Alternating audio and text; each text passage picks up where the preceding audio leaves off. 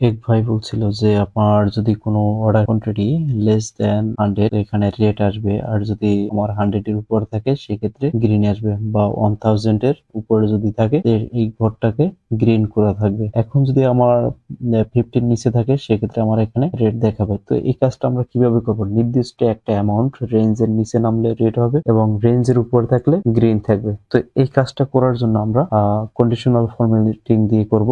এখানে আমরা হোম ট্যাবে যাব, হোম ট্যাব থেকে আমরা চলে আসবো কন্ডিশনাল ফরম্যাটিং। এই ফাংশনটা কিন্তু আপনারা খুবই সহজ একটা ফাংশন। এখানে কন্ডিশনাল ফরম্যাটিং ক্লিক করার পরে এখান থেকে যাবেন হচ্ছে গেটার দেন হচ্ছে আপনার যে অ্যামাউন্টটা এখানে বসাই দেবেন। সাপোজ ধরুন এখানে যদি আমি 200 বসাই দিই, 200-র উপরে যদি থাকে তো এটার ব্যাকগ্রাউন্ড কালারটা গ্রিন হবে। দেখুন এখানে আমি টেক্সট কালার, এখানে কাস্টমাইজ কালার দিয়ে দেবো। কাস্টমাইজ, এই যে ফরম্যাট, এখান থেকে আমরা ফরম্যাটটাকে সিলেক্ট করতে পারবো যে ফিল কালার কি হবে। ফিল কালার যদি আমি গ্রিন করতে চাই, এই যে এখানে স্যাম্পল দেখা যাচ্ছে, আপনি যদি চান এখানে মোর কালার করতে তাও পারবেন, এখান থেকেও কালার সিলেক্ট করতে পারবেন। এখান থেকে আমি একটা কালার সিলেক্ট করে দেবো। সাপোজ ধরুন এটাকে আমি নিলাম, এখান থেকে ফিল কালার দিলাম। এরপর হচ্ছে যদি বর্ডার দিতে চাই, এটার ভিতরে বর্ডার দিতে পারবেন। তো আমি বর্ডার দেবো না, এখান থেকে ফন্টও চেঞ্জ করতে পারবেন। যদি বোল্ড করতে চান সেক্ষেত্রে বোল্ডও করা যাবে। তো রেগুলার দিয়ে দিলাম, আমি এখান থেকে ওকে দেবো। এই যে দেখুন এখানে 200-র উপরে যেগুলো আছে সবগুলোই গ্রিন হয়েছে।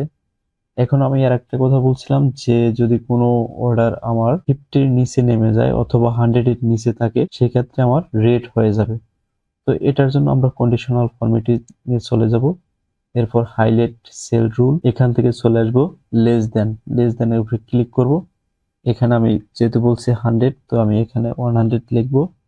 লেখার পরে আমরা এখান থেকে এই যে কাস্টম ফরম্যাট, এটার উপরে ক্লিক করলে আমরা ফিল কালার কি দেবো? রেড দেওয়ার পরে ওকে দেবো। এখানে যে কোনো কালার সিলেক্ট করতে পারবেন, ওকে। দেখুন আমি একটা নির্দিষ্ট অ্যামাউন্ট বলছিলাম, যদি এখানে আমি 100 লিখছিলাম, এখানে 90 থেকে তাও রেড হয়ে যাবে।